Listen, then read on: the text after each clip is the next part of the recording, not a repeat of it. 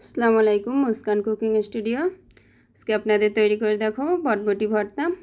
ভর্তা করার জন্য আমি এখানে কিছু বটবটি নিয়েছি। এটা আমি ধুয়ে পরিষ্কার করে নিয়েছি এবং ছোট সাইজ করে কেটে নিয়েছি। পর্যাপ্ত পরিমাণ পানি দিয়ে চুলায় বসিয়ে দিয়েছি সিদ্ধ করার জন্য। পর্যায়ে ঢাকনা দিয়ে ঢেকে সিদ্ধ করে নেব। বটবটিগুলো সিদ্ধ করা কমপ্লিট। পর্যায়ে পানিটা ঝরিয়ে এটা চুলা থেকে নামিয়ে নিতে হবে। চুলার উপর থেকে পানি ঝরিয়ে এটা নামিয়ে নিচ্ছি। এ পর্যায়ে চলে যাব পরবর্তী প্রসেসে।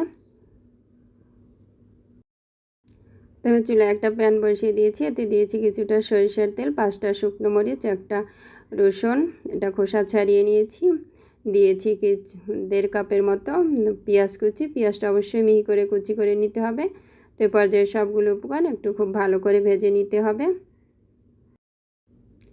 নেড়ে চেড়ে চুলার আঁচটা লো হিটে রেখে ভেজে নিব। এ পর্যায়ে পেঁয়াজ ভাজা হয়ে গেলে এ পর্যায়ে এখানে অ্যাড করব চিংড়ি। এখানে আমি 1 কাপ চিংড়ি দিয়েছি, ছোট চিংড়ি। তো চিংড়িটা দেওয়ার পরে আবারও সব কিছু একসাথে খুব ভালো করে নেড়েচেড়ে ভেজে নিতে হবে।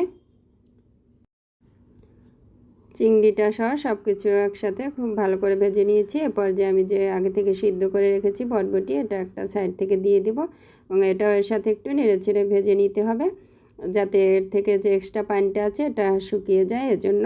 এবং এই পর্যায়ে কাজটা করলে হবে কি আপনার ভর্তাটা খেতে কিন্তু অনেক বেশি টেস্টি হবে।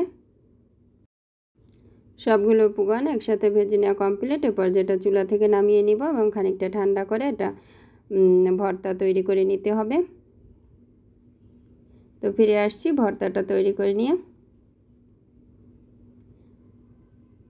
এখানে আর খানিকটা লবণ অ্যাড করতে হবে।